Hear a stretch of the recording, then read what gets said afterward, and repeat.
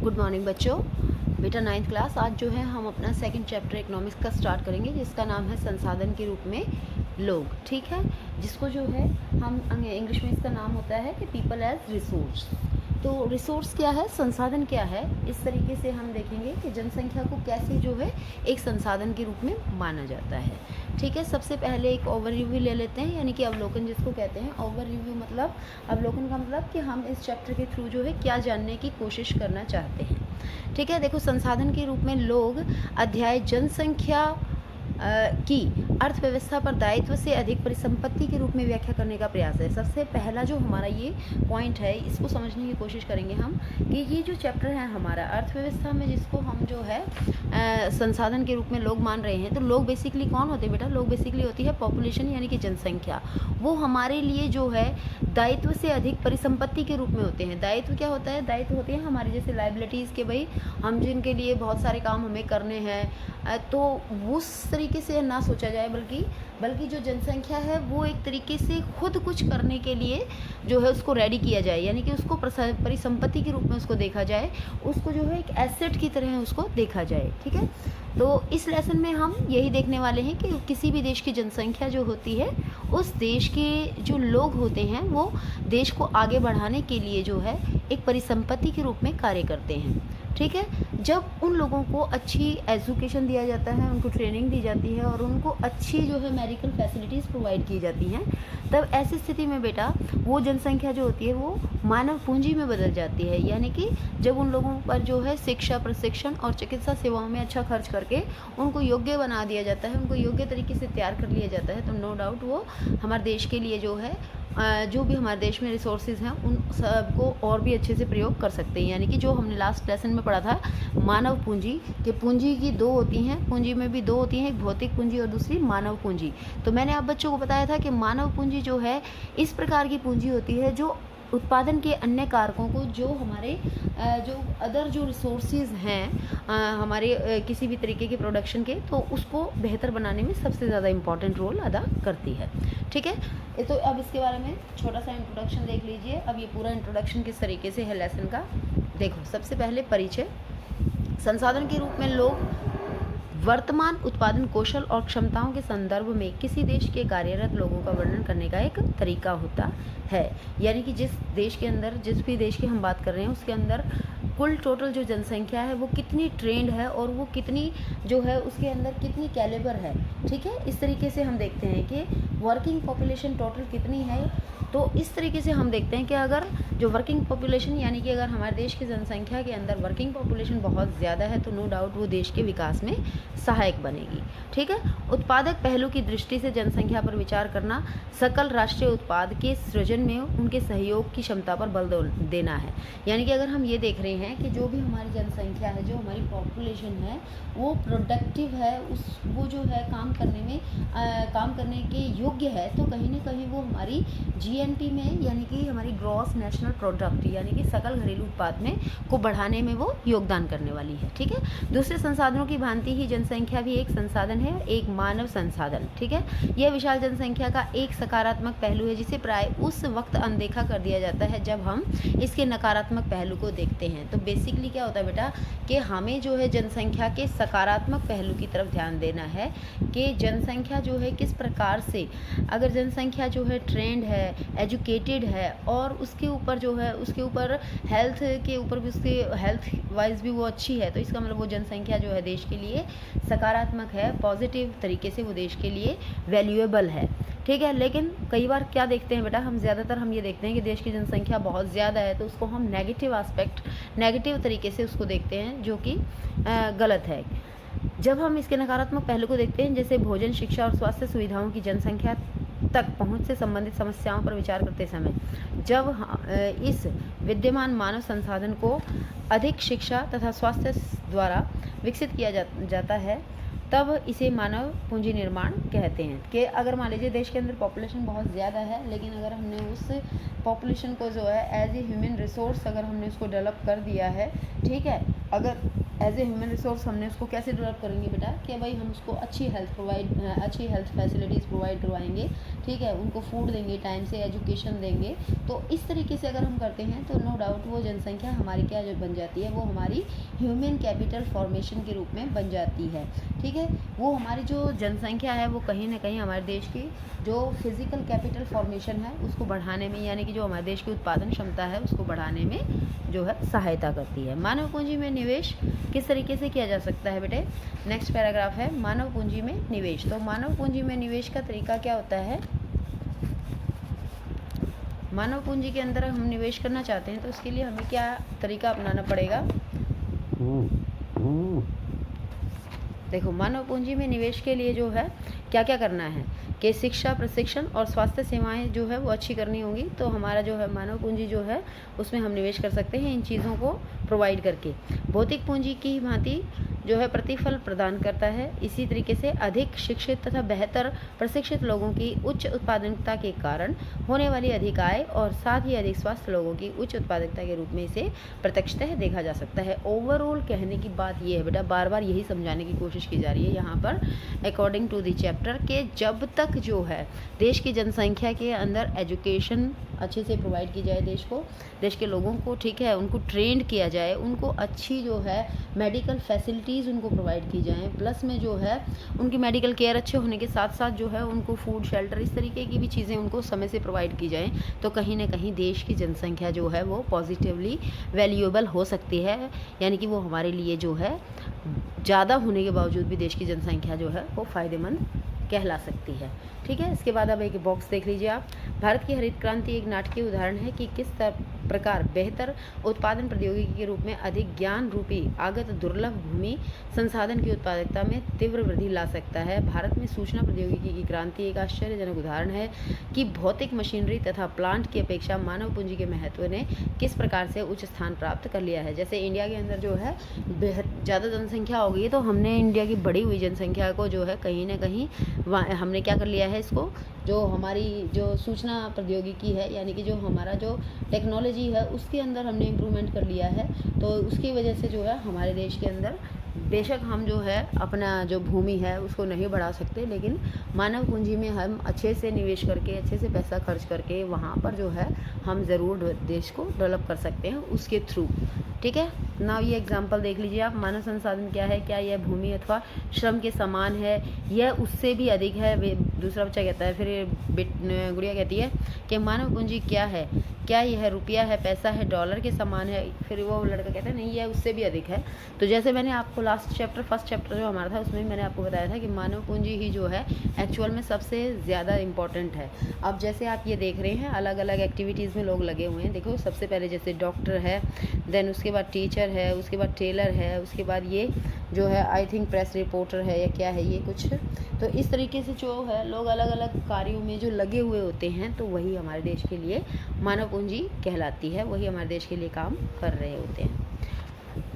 उसके बाद देखो, उच्च आय से न केवल अधिक शिक्षित और अधिक स्वास्थ्य लोगों को लाभ होता है, बल्कि समाज को भी अप्रत्यक्ष तरीके से लाभ होता है, क्योंकि अधिक शिक्षित तथा अधिक स्वस्थ जनसंख्या का लाभ उन लोगों तक भी पहुंचता है जो स्वयं प्रत्यक्ष रूप से उतने शिक्षित नहीं हैं या उतनी स्वास्थ्य सेवाएं प्रदान नहीं की गई हैं। वास्तव में मानव पूंजी एक तरह से अन्य संसाधन जैसे भूमि और भौतिक पूंजी से श्रेष्ठ है। इसको आप अंडरलाइन कर लीजिए कि जैसे मैं आपको बार बार बता रही हूँ कि मानव पूंजी जो है वो भूमि और भौतिक पूंजी से भी श्रेष्ठ है। क्यों ना? क्योंकि जो मानव संसाधन होता है वो भूमि और पूंजी का उपयोग कर सकता है, लेकिन भूमि और पूंजी अपने आप उपयोगी नहीं हो सकते हैं। ठीक है, तो इसलिए मानव जो है उसका जो शिक्षित होना, उसका प्रशिक्षित होना बहुत ज़्यादा इम्पॉर्टेंट है।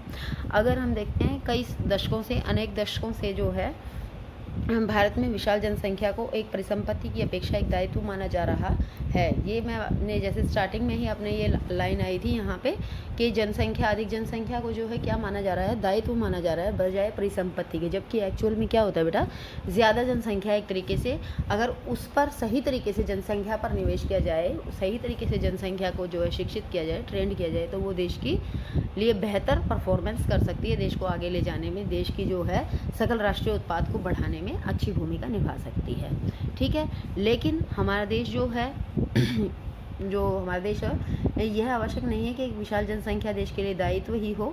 ठीक है, मानव पूंजी में निवेश द्वारा हम इसको एक परिसंपत्ति के रूप में भी बदल सकते हैं। ठीक है, ये फिर आपको मैंने अभी बता दिया है। अब देखो एक स्टोरी दे रखी है बेटा, यहाँ पे 2 एग्जांपल्स दिए गए हैं।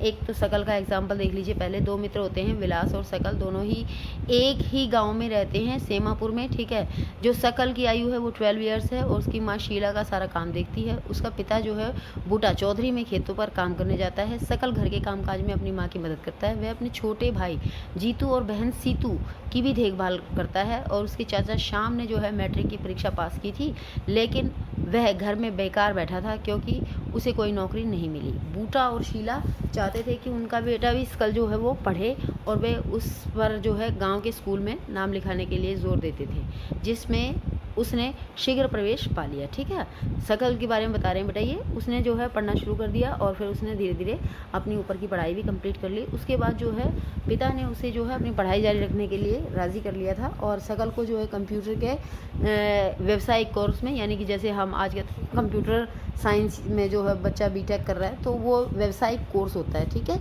तो उसको जो है कंप्यूटर के प्रोफेशनल कोर्स में उसको एडमिशन दिला दिया गया और वो एडमिशन दिलाने के लिए जो है उन्होंने कर्ज भी लिया था। लेकिन जो शकल था वो वेरी इंटेलिजेंट बॉय था, बहुत ही प्रतिभाशाली था और उसने जो है शकल ने क्या किया बेटा, उसने जो है अपनी स्टडी को जो है उसने वोकेशनल तरीके से अपनी स्टडी को कंटिन्यू रखा और आगे चल करके शकल ने जो है सॉफ्टवेयर इंजीनियर के रूप में उसने काम, उसने को जो है एक प्राइवेट फर्म में नौकरी भी मिल गई। ठीक है, उस नौकरी के बाद जो है उसने कुछ जो है डिज़ाइन भी तैयार किए, न्यू काइंड ऑफ सॉफ्टवेयर। तो वो जो सॉफ्टवेयर था वो क्या करता था बेटा, उस सॉफ्टवेयर को बनाने से जो है फर्म में अपनी बिक्री बढ़ाने में उसको सहायता मिली और उसके बॉस ने जो है उसकी सेवाओं से प्रसन्न होकर के उसको फिर प्रमोशन दे दिया, उसको पदोन्नति कर दी। शकल का एग्जाम्पल है। देन विलास का एग्जाम्पल देखो बेटा। शकल का एग्जाम्पल से आपको ये पता लग गया होगा कि शकल ने कि जो है किस तरीके से जो है शिक्षा प्राप्त की और शिक्षा के माध्यम से फिर आगे उसने अपने जीवन में जो है और भी विकास किया। नाउ विलास का एग्जाम्पल देख लीजिए आप। विलास का बेचारे का थोड़ा सा ऐसा ही है। विलास देखो 11 वर्ष का एक लड़का था और वह शकल के गांव में ही रहता था, सेम विलेज में ही रहते हैं दोनों, सोमपुर में। ठीक है, तो उसके बाद जो है विलास के पिता जो है महेश एक मछुआरे थे और विलास जब 2 वर्ष का ही था बेटा तो उसके पिता की मृत्यु हो गई थी और उसकी माँ ने भी जो है मछलियाँ बेचकर अपने परिवार को पाला पोसा। वह ज़मींदार के तालाब से मछलियाँ खरीदती थी और निकट की मंडी में ही उन्हें बेच करके आती थी और मछलियाँ बेच करके एक दिन में वो कम से कम बेटा 20 से 30 रुपये ही कमा पाती थी। विलास जो है विलास गठिया का रोगी बन गया। ठीक है, गठिया एक बीमारी होती है जॉइंट की। ठीक है, तो वो उसका गठिया का रोगी बन गया। ठीक है, उसके बाद जो है शायद कई बच्चों ने सुना भी होगा, गठिया को अर्थराइटिस भी कहते हैं, जिसमें जो है हड्डियों के जोड़ों के बीच में दर्द होने लग जाता है बेटा। तो ये काफ़ी जो है डेंजरस बीमारी होती है। तो विलास जो है गठिया का रोगी बन गया और उसकी माँ के पास इतना ज़्यादा पैसा भी नहीं था बेटा कि वो अच्छे डॉक्टर को दिखा सके और उसका ट्रीटमेंट करवा सके। इसलिए जो है उसने वो जो है बेचारा बीमारी रहता था लगातार, तो वो डॉक्टर को भी नहीं दिखा पा रही थी और साथ ही वो जो इसीलिए वो बीमार होने की वजह से, बिकॉज वो ऑलवेज जो है उसकी तबीयत क्या रहती थी, वो इल ही रहता था, बीमार ही रहता था, पेशेंट के रूप में वो रहता था बेचारा। तो इसलिए जो है वो फर्दर स्कूल एजुकेशन भी प्राप्त नहीं कर सका, वो स्कूल में ही नहीं जा पाया। ठीक है, उसके बाद फिर क्या होता है, वो स्कूल में नहीं जा पाता है। तो जब वो स्कूल में नहीं जाता है तो बेटा उसकी पढ़ने में भी रुचि, उसकी इंटरेस्ट डेवलप नहीं होता है और वह खाना पकाने में अपनी माँ की मदद करता है और अपने छोटे भाई बहन की भी देखभाल करता रहता है। लेकिन कुछ समय के पश्चात जो है उसकी माँ जो होती है बेटा, उसकी मदर होती है, वो भी बीमार पड़ जाती है और वो भी जो है सिक रहने लग जाती है और बाद में वो भी क्या हो जाती है, बेचारी एक्सपायर हो जाती है। ठीक है, तथा उसकी देखभाल करने वाला कोई नहीं था, परिवार में उसकी सहायता करने वाला भी कोई नहीं था। विलास भी उसी गांव की में मछलियां बेचने के लिए बाध्य हुआ, अपनी माँ की तरह वह भी कम ही कमा पाता था। तो ये 2 एग्जाम्पल्स हो गए हमारे पास, जिसमें एक शकल है जिसने पढ़ाई की है अच्छी और अपने जीवन को सुधारने के लिए काफ़ी प्रयास किया है, शिक्षा ग्रहण की है, उसके बाद उसने अच्छा व्यवसाय किया। और दूसरी तरफ विलास है जो अपने स्वास्थ्य ठीक न होने के कारण अपने जीवन में कुछ आगे नहीं बढ़ पाया। ठीक है, इसके बाद देखो इन दोनों ही एग्जाम्पल्स को देख करके हमें सबसे पहला तो यही डिफरेंस पता लग जाता है कि शकल जो है वो एजुकेशन गेन करने के लिए स्कूल में जाता है, जबकि जो है विलास जो है स्कूल नहीं जाता है। और उसके बाद शकल जो है शारीरिक रूप से क्या है, वो शारीरिक रूप से ठीक है, स्ट्रॉन्ग है, वो फिज़िकली हेल्दी है, इसलिए जो है वो अपने सारे काम ठीक तरीके से करता है, लेकिन दूसरी तरफ जो है विलास है जो बार बार बीमार होता रहता है, तो वो गठिया का रोगी है और वो डॉक्टर के पास भी नहीं जा पाता है क्योंकि उनके पास कोई प्रॉपर इनकम का सोर्स नहीं था। सकल ने जो है कंप्यूटर में डिग्री प्राप्त कर ली थी, तो इसलिए जो है सकल को एक प्राइवेट फर्म में नौकरी मिल गई, जबकि विकास ने कोई भी काम नहीं किया। जो मतलब वो काम किया, मतलब वो मछलियाँ पकड़ने वाला, वो काम बिल्कुल जो है बहुत ही कम पैसे उससे बहुत कम आय होती थी, तो जिसके कारण जो है उसको कोई भी फ़ायदा नहीं हो पाया। तो अगर हम इन दोनों मामलों को देखें तो यहाँ पर जो है सकल के मामले में कई वर्षों की शिक्षा ने जो है उसके श्रम की गुणवत्ता को ज़्यादा बढ़ाया, ठीक है। इससे जो है उसकी जो कुल जो उसकी वो जो है उत्पादक क्षमता वो बढ़ी, क्योंकि उसने एजुकेशन गेन की और एजुकेशन के आधार पर ही उसने आगे जो है और ज़्यादा बेनिफिट कमा लिया, ठीक है। तो इस तरीके से जो है कुल उत्पादकता जो होती है देश की संवर्धि में योगदान देती है। इसके बदले व्यक्ति को वेतन के रूप में या फिर उसके पसंद के किसी दूसरे काम में भी प्रतिफल मिलता है अगर कोई एजुकेटेड होता है। तो विलास को जो है अपने जीवन के आरंभिक भाग में भी कोई शिक्षा प्राप्त नहीं हो पाई और ना ही कोई स्वास्थ्य सेवा उसको मिल सकी, ठीक है। और वो अपनी मम्मा के भांति ही, अपनी माता जी की भांति ही जो है मछलियाँ बेच करके अपना गुजारा करने लगा था, इसलिए वह अपनी माँ की तरह ही एक अकुशल श्रमिक का भी वेतन पाता था। अकुशल श्रमिक का वेतन क्या होता है बेटा? जो ट्रेंड नहीं होते तो उनको उसी तरीके की तनख्वाह मिलती है। उसके बाद देखो यहाँ पर मानव संसाधन में शिक्षा और चिकित्सा सेवा के द्वारा निवेश से भविष्य में उच्च प्रतिफल प्राप्त किए जा सकते हैं। प्रतिफल का मतलब क्या है यहाँ पर? रिजल्ट्स, ठीक है। अच्छे रिजल्ट्स प्राप्त किए जा सकते हैं अगर मानव संसाधन के अंदर जो है मानव संसाधन को अच्छा बनाने के लिए अगर उसमें एजुकेशन और अच्छी जो है हेल्थ केयर फैसिलिटीज़ प्रोवाइड की जाए। तो लोगों में जो है यह निवेश भूमि और पूंजी में निवेश की तरह होता है, ठीक है। निवेश का मतलब क्या होता है बेटा? निवेश का मतलब होता है कि किसी भी चीज़ को अच्छा बनाने के लिए हम उसमें पैसा खर्च कर रहे हैं। जैसे अब आप स्कूल में आते हैं, एजुकेशन लेते हैं, ठीक है, तो ये जो है अलग अलग फैमिलीज जो है अपने बच्चों को अलग अलग तरीके के स्कूल में भेजते हैं। तो इसी तरीके से जो है स्कूल में अच्छे से अच्छे स्कूल में भेजने की कोशिश करते हैं ताकि वो अच्छे से अच्छा जो है अपना एजुकेशन गेन करके और फ्यूचर में सक्सेस हो सके, ठीक है। इसके बाद देखो व्यक्ति शेयरों और बॉन्डों में, देखो ये लिखा हुआ है, शेयरों और बॉन्डों में भविष्य में उच्च प्रतिफल की आशा से निवेश करता है, ठीक है। किसी भी चीज़ में अगर हम कोई बिजनेस करते हैं तो उसमें भी हम इन्वॉल्व होते हैं, उसमें इन्वेस्टमेंट करते हैं। निवेश का मतलब होता है पैसा लगाना, तो हम इसमें निवेश करते हैं क्या सोच करके हम फ्यूचर में उससे अच्छा लाभ अर्जित करेंगे, ठीक है। जापान जैसे देशों की अगर हम बात एक बच्चा भी होता है जो जिसकी शिक्षा और स्वास्थ्य पर निवेश किया जाता है, तो भविष्य में किस लिए किया जाता है? ताकि वो अच्छी आय प्राप्त कर सके और समाज को अच्छे प्रोग्रेस की तरफ ले जा सके, इसलिए बेटा बच्चे के ऊपर जो है पैसे खर्च किए जाते हैं, ठीक है। ये देखा जाता है कि जितने भी शिक्षित माता पिता होते हैं वो अपने बच्चों को अच्छी से अच्छी एजुकेशन दिलाने के लिए ज़्यादा से ज़्यादा पैसा उन पर वे जो है इन्वेस्ट करते हैं, उन पर खर्च करते हैं। इसलिए ऐसा होता है क्योंकि उन्होंने स्वयं पर भी शिक्षा पर काफ़ी पैसा खर्च किया होता है, तो उनको ये पता होता है कि अगर शिक्षित अच्छे से हो जाएं तो अच्छा जो है भविष्य अच्छा बन जाता है, कहीं अच्छी नौकरी मिल जाती है और जीवन यापन अच्छे से हो जाता है। तो इसलिए वो भी अपने बच्चों की एजुकेशन पर ज़्यादा अच्छे से खर्चा करना उनको ठीक लगता है, ठीक है। इसी प्रकार से वे बच्चे जो स्कूली शिक्षा और अच्छे स्वास्थ्य की आवश्यकताओं का भी ध्यान रखते हैं, इस तरह इस मामले में एक अच्छा चक्र बन जाता है। इसके विपरीत स्वयं भी अशिक्षित होते हैं जो लोग और जो अस्वच्छ होते हैं, वो अपने बच्चों को भी उसी तरीके का जो है एनवायरनमेंट प्रदान करते हैं, क्योंकि उनके बेचारों के पास जो है अशिक्षा, अज्ञानता और निर्धनता के कारण बेटा वो जो भी समाज के अंदर अच्छी सुविधाएँ हैं, फैसिलिटीज़ हैं, उनका वो यूज़ ही नहीं कर पाते हैं, जिसकी वजह से ये दुष्चक्र इस तरीके से चलता रहता है, ठीक है। उसके बाद यहाँ पर जापान जैसा एग्जाम्पल रखा है, जापान जैसे कंट्री का, ये देखो यहाँ पर, ठीक है। जापान जैसे देशों में मानव संसाधन पर विशेष रूप से जो है इन्वेस्टमेंट किया जाता है, क्योंकि उन कंट्रीज़ के पास जो किसी भी तरीके का जो है प्राकृतिक संसाधन यानी कि जो नेचुरल रिसोर्सेज हैं उनके पास कम हैं, और वो इसलिए जो है जो ह्यूमन रिसोर्स है उस पर ज़्यादा पैसा खर्च करते हैं, ठीक है। और वो ह्यूमन रिसोर्स पर ज़्यादा खर्च करके ही बेटा वो जो है डेवलप्ड कंट्रीज़ की लिस्ट में आए हुए हैं, विकसित राष्ट्रों की लिस्ट में उनका नाम आता है। वे अपने देश के लिए आवश्यक प्राकृतिक संसाधनों का आयात करते हैं। वे कैसे धनी और विकसित बने? समझ गए। ये सोचने की बात है कि भाई अगर उनके पास कुछ भी नेचुरल रिसोर्सेज का कोई उनके पास जो है भंडार नहीं है, तो उसके बावजूद भी वो देश धनी कैसे बन गए, डेवलप्ड कैसे बन गए। तो देखो उन्होंने लोगों में जो है विशेष रूप से शिक्षा और स्वास्थ्य के क्षेत्र में जो है इन्वेस्ट किया है, और उन लोगों ने जो है भूमि और पूंजी जैसे जो भी संसाधन हैं उनका कुशल उपयोग करके, और उन लोगों ने जो कुशलता और प्रौद्योगिकी विकसित की है उसी से वो लोग धनी और विकसित बने हैं।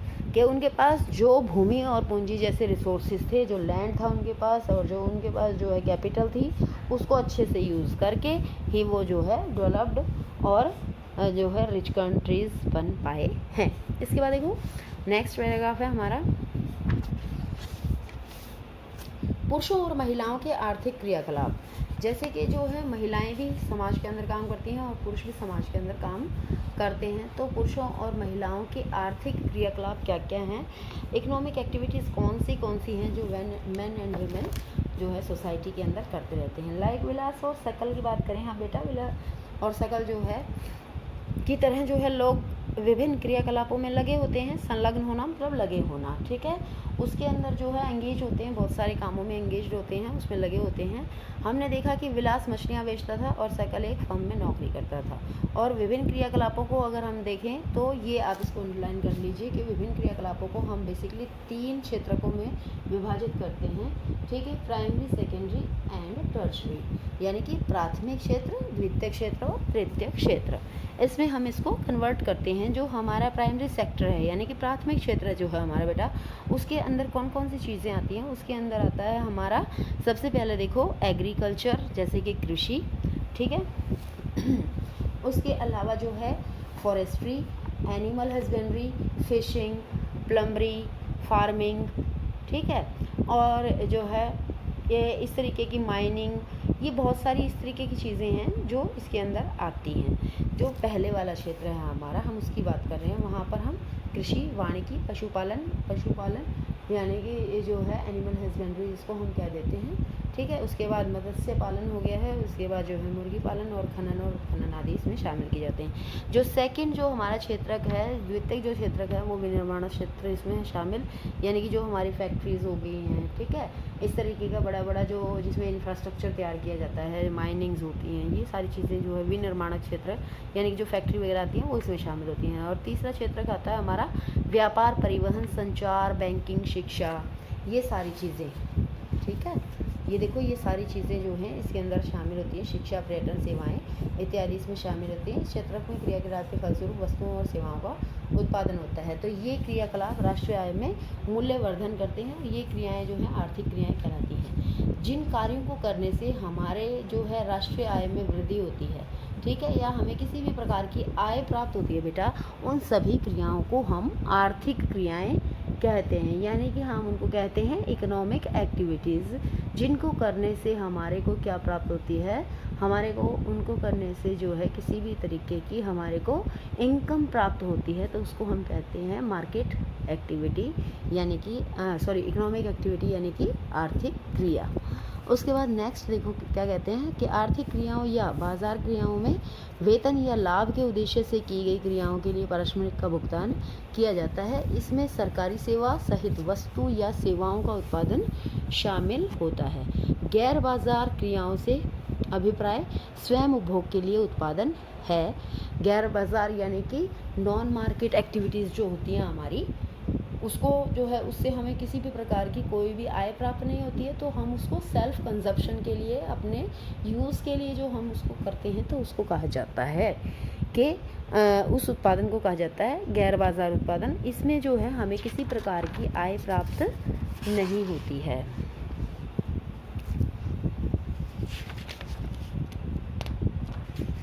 इसमें प्राथमिक उत्पादों का उपभोग और प्रसंस्करण तथा अचल संपत्तियों का स्वलेखा उत्पादन आता है, कि जो हम अपने लिए कुछ भी काम कर रहे हैं तो उसका आता है इसमें।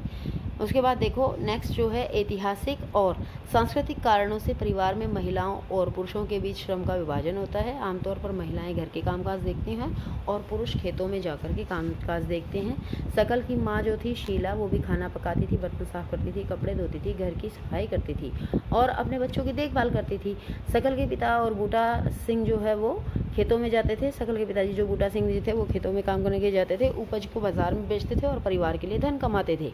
इसी प्रकार से आगे शीला जो है वो परिवार के पालन पोषण के लिए जो सेवाएं प्रदान करती है उसके लिए उसे कोई भुगतान नहीं किया जाता था, ठीक है। और बूटा सिंह जो धन कमाता था जिसे वह परिवार के पालन पोषण पर खर्च करता था, तो परिवार के लिए दी गई सेवाओं के बदले में महिलाओं को कोई भुगतान नहीं किया जाता है, उनकी सेवाओं को राष्ट्रीय आय में नहीं जोड़ा जाता है। Point to be noted. बच्चों देखो, ये यहाँ पर जो खास बात है कि जो महिलाएं जो घर में सारा दिन इतने सारे काम करती हैं, ठीक है, परिवार की देखभाल करती है, बच्चों का पालन पोषण करती है, पूरे परिवार का काम संभालती हैं, लेकिन उनको उस कार्य के लिए किसी प्रकार का कोई भुगतान नहीं किया जाता है, उनको कोई वेतन उसके लिए नहीं मिलता है बेटा। तो इसलिए जो है वो सभी कार्यों से कोई भुगतान नहीं होता है, तो इस वजह से उन कार्यों को जो है हम उसको जो है हम आर्थिक क्रियाओं में काउंट नहीं करेंगे, उसको हम अनार्थिक क्रिया बोलेंगे एक तरीके से, क्योंकि उससे किसी भी प्रकार की कोई आय प्राप्त नहीं हो रही है और इसीलिए जो है महिलाओं के द्वारा किए गए काम को जो है राष्ट्रीय आय में भी नहीं जोड़ा जाता है, ठीक है। विलास की माँ जो थी गीता, वो मछली बेचकर आय कमाती थी। इसी तरह से महिलाओं को उनकी सेवाओं के लिए तब भुगतान किया जाता है जब वे श्रम बाजार में प्रवेश पाती हैं, ठीक है। अगर कोई भी महिला केवल घर के लिए काम कर रही है तो उसको कोई आय प्राप्त नहीं होगी, लेकिन वही महिला अगर बाजार में जा कर के, मार्केट में जा कर के चीज़ों को, प्रोडक्ट्स को बेच करके आती है तो उसे कुछ आय प्राप्त होगी, तो उस वाली आय को जो है राष्ट्रीय आय में जोड़ा जाएगा, ठीक है। उनके पुरुष जो है सहयोगी को ही की ही तरह उनकी आय जो है उनकी शिक्षा और कौशल के आधार पर निर्धारित की जाती है। शिक्षा व्यक्ति के उपलब्ध आर्थिक अवसरों के बेहतर उपयोग में सहायता करती है। शिक्षा और कौशल बाजार में किसी व्यक्ति की आय के प्रमुख निर्धारक होते हैं, यानी कि शिक्षा और कौशल, ये दो चीज़ें, शिक्षा यानी कि कोई एजुकेटेड है प्लस में ट्रेंड है तो नो डाउट उसको जो है मार्केट में दूसरों से ज़्यादा जो है वेतन प्राप्त होगा। तो अधिकांश महिलाओं के पास बेटा बहुत कम शिक्षा होती है और निम्न कौशल स्तर होता है। कि एक क्वेश्चन है कि महिलाओं को पुरुषों की अपेक्षा वेतन कम क्यों दिया जाता है, तो पुरुषों की अपेक्षा महिलाओं को वेतन कम इसीलिए दिया जाता है because they are not trained, they are not well educated. जो महिलाएं होती हैं दे आर नॉट एजुकेटेड, ठीक है। पुरुषों की अपेक्षा महिलाओं को कम पारिश्रमिक, इसीलिए जो है उनको सैलरी भी कम दी जाती है। हर कोई भी ऐसा काम जिसमें ट्रेंड होना चाहिए, एजुकेटेड होना चाहिए, बट दे आर नॉट, तो इसलिए जो है उनको वहाँ पर एजुकेशन ना होने की वजह से, प्रॉपर जो है ट्रेनिंग ना होने की वजह से उनको फिर वहाँ पर उनकी सैलरी भी कम रहती है, ठीक है। इसके बाद अधिकतर महिलाएं वहाँ काम करती हैं जहाँ नौकरी की सुरक्षा नहीं होती है तथा कानूनी सुरक्षा का अभी अभाव होता है। यहाँ इस लाइन का क्या मतलब रहता है कि जो महिलाएं होती हैं because they are not educated, not trained, तो इसलिए जो है उनको ऐसे ही कामों में जो है उनको अपॉइंट किया जाता है, उनको रखा जाता है जहाँ पर उनको कभी भी आवश्यकता न होने पर उन्हें नौकरी से निकाला जा सकता है और उनको कानूनी रूप से भी वहाँ पर किसी भी तरीके का कोई जो है सिक्योरिटी प्राप्त नहीं होती है कि हाँ भाई ये अब इनकी जॉब यहाँ पे एकदम पक्की है, ऐसे वाली कोई बात नहीं होती है। उसके बाद देखो अनियमित रोजगार और निम्न आय इस क्षेत्र की विशेषताएं हैं। अनियमित रोजगार यानी कि जो एम्प्लॉयमेंट है वो किस तरीके का है, वो नॉन परमानेंट है, उसमें काम में से उनको कभी भी निकाला जा सकता है, तो इस तरीके की बात होती है, ठीक है। और उसके बाद जो है साथ में कोई किसी तरीके की वहाँ पर बेसिक सिक्योरिटी भी नहीं होती है, कोई फैसिलिटीज़ नहीं होती हैं। उसके बाद आगे लिखते हैं बेटे, इस क्षेत्र में प्रसूति अवकाश क्या होती है, मैटरनिटी लीव होती है, जैसे कोई लेडी के बच्चा पैदा होता है तो उसको छुट्टियां मिलती हैं उस दौरान। इसके अलावा शिशु देखभाल के लिए कि बच्चा जब स्टार्टिंग में 6 मंथ तक जो है बच्चे को प्रॉपर मदर की केयर की ज़रूरत होती है तो उनको जो है छुट्टियां मिलनी चाहिए, लेकिन इस तरीके की छुट्टियां वहाँ पर नहीं मिलती हैं। और अन्य सामाजिक सुरक्षा तंत्र जैसी सुविधाएँ भी वहाँ पर उपलब्ध नहीं होती हैं। तथापि उच्च शिक्षा और उच्च कौशल वाली महिलाओं को पुरुषों के बराबर वेतन मिलता है, ठीक है। ये बात आप सब बच्चे जानते हैं कि अगर महिलाएं भी प्रॉपरली जो है एजुकेटेड हों और ट्रेंड हों और तो वो भी जो है गवर्नमेंट जॉब्स प्राप्त करती हैं या फिर अन्य प्राइवेट जॉब्स प्राप्त करती हैं जहाँ पर जो है उनको पुरुषों के समान ही वेतन दिया जाता है। संगठित क्षेत्र में शिक्षण और चिकित्सा उन्हें सबसे अधिक आकर्षित करती है, ठीक है। कुछ महिलाओं ने सामान्य नौकरियों के अलावा प्रशासनिक और अन्य सेवाओं में भी प्रवेश किया है जिनमें वैज्ञानिक और प्रौद्योगिकी सेवा के उच्च स्तर की आवश्यकता पड़ती है। अपनी बहन या साथ पढ़ रही किसी सहपाठी से पूछे कि वह क्या बनना चाहती है। ये एक आपके वैसे ही जनरल क्वेश्चन पूछा गया है। ठीक है, इसके बाद हम आगे नेक्स्ट वीडियो में स्टार्ट करेंगे बेटा। ऐसे कर सकते हो बेटा, आपके जो थोड़ा वीडियो के जो है इसका जो है थोड़ा सा साउंड सिस्टम में जा कर के और इसकी स्पीड बढ़ा करके देख जो है इसको सुन लेना। देखो, अगर जो है चीज़ों को स्किप कर करके पढ़ाया जाएगा तो वीडियो छोटी बन सकती है, लेकिन अगर चीज़ों को प्रॉपरली समझाना है और हर चीज़ को जो है एक तरीके से समझना है तो ये ज़रूरी है कि वीडियो जो है बेटा ना चाहते हुए भी लेंथी बनी जाती है। तो इसका एक ही इलाज है कि आप जो है वीडियो की स्पीड थोड़ी बढ़ा करके उसको जो है 1.25 गुना या 1.5 गुना, जैसे भी आप कंफर्टेबल तरीके से समझ पा रहे हैं लेक्चर को, आप उसको वैसे करके सुन सकते हो। ठीक है, ये बहुत ही ईजी चैप्टर है और बहुत ही इंटरेस्टिंग चैप्टर है। इस चैप्टर से आपको काफ़ी नॉलेज मिलेगी।